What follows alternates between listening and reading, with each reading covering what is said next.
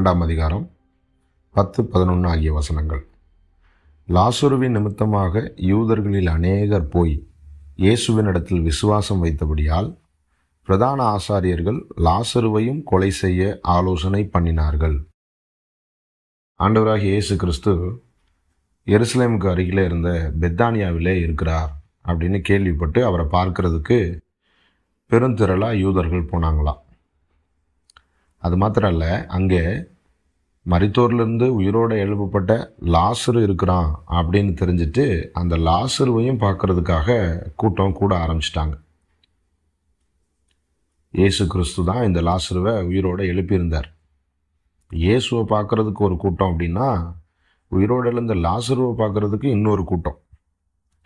இப்போ இவங்கெல்லாம் என்ன பண்ணுறாங்கன்னா, லாசருவின் நிமித்தமாக இயேசு கிறிஸ்து மேலே விசுவாசம் வைக்க ஆரம்பிச்சிட்டாங்க. இப்படி ஒரு சூழலில் பிரதான ஆசாரியர்கள் இயேசுவை கொலை செய்கிறதுக்காக ஏற்கனவே திட்டமிட்டு இருக்கிறாங்க. ஆனால் லாசருனால இயேசுவை விசுவாசிக்கிற கூட்டம் அதிகமாயிட்டுருக்கு அப்படின்னு தெரிஞ்ச உடனே இயேசுவோடு சேர்த்து இந்த லாசருவையும் எப்படியாவது கொலை பண்ணிடணும் அப்படின்னு சொல்லி அதுக்காக திட்டம் போட ஆரம்பிச்சிட்டாங்களாமா. ஆண்டவராகிய இயேசு கிறிஸ்துவை விசுவாசிக்கிறதுக்கு இந்த பிரதான ஆசாரியர்களுக்கு ஒரு அடையாளமாக, ஒரு சாட்சியாக இப்போ லாசர் இருக்கிறான். லாசர் உயிரோடு எழுப்பப்பட்டிருக்கிறான் அப்படிங்கிறதான விஷயத்தை கவனித்து எப்படி நிறைய ஜனங்கள் விசுவாசித்தாங்களோ அதே மாதிரி இந்த ஜனங்களும், அதாவது இந்த பிரதான ஆசாரியரும் இயேசுவை விசுவாசிக்கிறதுக்கு ஒரு நல்ல வாய்ப்பு, அவங்களுக்கு ஒரு ஆதாரம், அவங்க நம்புறதுக்கான ஒரு அடையாளம் அவங்களுக்கு முன்னாடி வைக்கப்படுது. ஆனால் அவங்க விசுவாசிக்கிறதுக்கு விருப்பம் இல்லாமல் இருக்கிறது மட்டும் இல்லை, விசுவாசிக்கிறதுக்கு ஏதுவாக இவங்களுக்கு முன்வைக்கப்பட்டிருக்கிற அந்த அடையாளம், சாட்சி இல்லைன்னா ஆதாரம் அப்படி சொல்லப்படுகிற விஷயத்தையும் கூட அழிக்கிறதுக்கு தயாராகிட்டாங்க. இதை வச்சு வேற யாராவது விசுவாசத்துக்குள்ளே வந்தாலும் நாங்கள் விட மாட்டோம் அப்படின்ற மாதிரி அந்த அடையாளத்தை, அந்த சாட்சியவே அழிக்கிறதுக்கு தயாராகிட்டாங்க. நிறைய நேரங்களில் இயற்கைக்கு அப்பாற்பட்ட ஒரு அற்புதம் நடந்தா, யாருமே மறுக்க முடியாதது மாதிரி ஒரு காரியத்தை ஆண்டவர் செஞ்சா எல்லாரும் விசுவாசிப்பாங்களே, எல்லா ஜனங்களும் ஆண்டவர் ஏற்றுக்கொள்வாங்களே அப்படின்ற மாதிரி நம்ம நினைக்கிறோம்.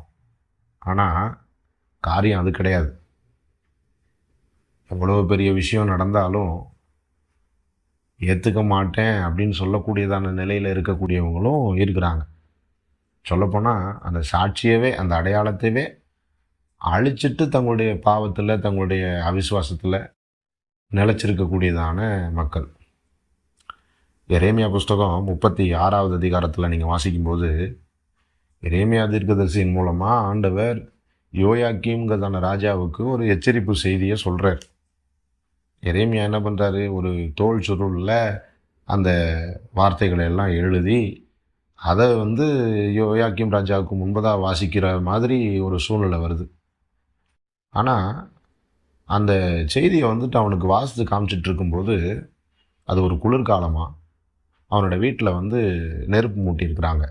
அப்படி ஒரு இடத்துல தான் வாசித்து காமிக்கிறாங்க. இவனுக்கு அந்த வசனத்தை கேட்க கேட்க, தேவனுடைய எச்சரிப்பு செய்திகளை கேட்க கேட்க கோபம் வருது. என்ன பண்ணுறான்னா, அந்த தோல் சுருளை பறித்து ஒரு சூரிய கத்தியினால் அதை வெட்டி அவன் நெருப்புக்குள்ளே போட்டு அதை எரிச்சிட்றான்னு வேதம் சொல்லுது. பாருங்கள் எப்படிப்பட்ட ஆளாக இருந்திருக்கிறாங்க. அதே மாதிரி தான் மத்தேயு 28வது அதிகாரத்தில் 12ஆம் வசனத்திலேருந்து 15ஆம் வசனம் வரைக்கும் நீங்கள் வாசிப்பீங்கன்னா, ஆண்டவர் இயேசு கிறிஸ்து உயிர்த்தெழுந்த அந்த நாளில் அந்த போர்ச்சேவர்கள் காவலுக்கு நின்னாங்க பார்த்தீங்களா, கல்லறையில். அந்த சேவகர்கள் போய் நடந்த விஷயத்தெல்லாம் சொல்கிறாங்க அதிகாரிகள்கிட்ட. அந்த அதிகாரிகளுக்கு ஏற்கனவே இயேசுவை நம்ப விருப்பம் இல்லை, இயேசு செய்கைகளை ஏற்றுக்கொள்கிறதுக்கு விருப்பம் இல்லை. எல்லோரும் சேர்ந்து தான் இப்போ என்ன பண்ணிட்டாங்கன்னா அவரை கொலை செஞ்சிட்டாங்க. ஆனால் அவர் உயிரோடு எழுந்திருக்கிறதான இந்த செய்தி அந்த போர்ச்சேவர்களால் போய் சொல்லப்பட்ட போதும் கூட, அப்போ கூட அவங்களால நம்புறதுக்கு முடியல. அவங்க என்ன பண்ணுறாங்கன்னா, அது உண்மையோ பொய்யோ அதை ஆராயிறதுக்கோ, அது என்னன்றது கொஞ்சம் நிதானித்து பார்ப்போன்றதுக்கோ அவங்க தயாராக இல்லை. அந்த செய்தியை அழிக்கணும், அது உண்மை இல்லை, அது பொய் அப்படின்றது மாதிரி அதை மாற்றி சொல்கிறதுக்கான வேலை செய்கிறாங்க பாருங்கள். போர்ச்சேவர்கள்ட்ட வேண்டிய அளவுக்கு பணத்தை கொடுத்து, நீங்கள் பொய் சொல்லுங்கள், நாங்கள் தூங்கிட்டு இருக்கும்போது அந்த சீசர்கள் உடம்பை தூக்கிட்டு போயிட்டாங்க அப்படின்னு சொல்லி நீங்கள் பொய் சொல்லுங்கன்னு சொல்லிடுறாங்க. அதே மாதிரி அவங்களும் பணத்தை வாங்கிட்டு ஊர் ஃபுல்லாக அப்படி ஒரு செய்தியை பரப்பியிருக்கிறாங்க. இந்த மனுஷங்க சத்தியத்தை எப்படி அடக்கி வைக்கிறாங்க. அவங்களும் ஏற்றுக்கிறது இல்லை, ஏற்றுக்கொள்ளுகிறதுக்கு யாரையும் விடுகிறதும் இல்லை. மார்க்கு 6வது அதிகாரத்தில் 18ஆம் வசனத்திலேருந்து நீங்கள் வாசிப்பீங்க அப்படின்னு சொன்னால், யோவான் தீர்க்கதரிசி ஏரோது ராஜாவை ஒரு பாவத்துக்காக கண்டிக்கிறார். என்ன பாவம்னா, ஏரோது தன்னுடைய சகோதரன் மனைவி ஏரோதியாலோட ஒரு தவறான உறவில் இருக்கிறார். அதை தீர்க்கதரிசி கண்டித்த உடனே அவரை பிடிச்சி கட்டி ஜெயிலில் போட்டாங்க. அந்த ஏரோதியால் என்ன பண்ணுறா, இந்த தீர்க்கதரிசியை எப்படியாவது கொல்லணும்னு சொல்லிட்டு அவன் நினைக்கிறான். ஆனால் ஏரோது அவரை கைது பண்ணி ஜெயிலில் போட்டிருந்தாலும் கூட அவர் ஊழியக்காரர் அப்படின்றதுனால அவருக்குரியதான கனத்தை கொடுத்து அவர் சொல்லக்கூடியதான செய்திகள் எல்லாம் ரொம்ப கவனமாக விருப்பமாக கேட்டுட்டு இருந்திருக்கான். நான் இந்த அம்மாவுக்கு எப்படியாவது அவரை கொல்லணும், அதுக்காக ஒரு சந்தர்ப்பத்தை தேடுறான்.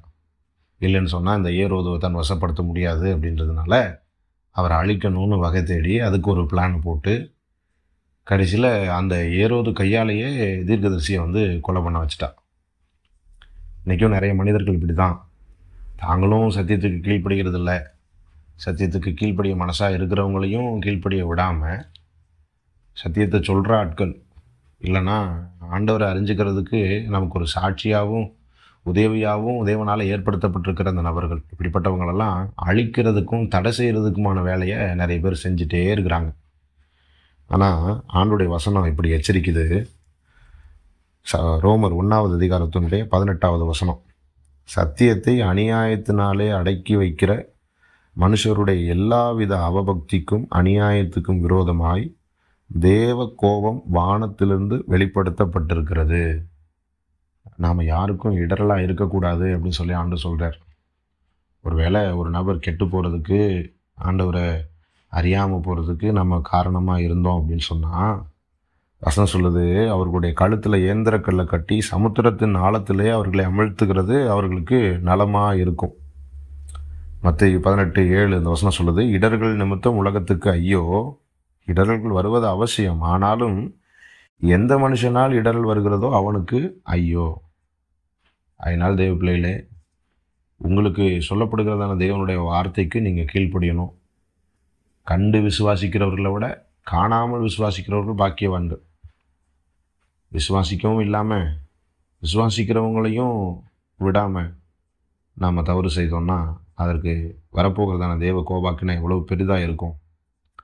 ஜாக்கிரதையாக இருப்போமாக. தேவன் நமக்கு உதவி செய்வார். ஆமேன்.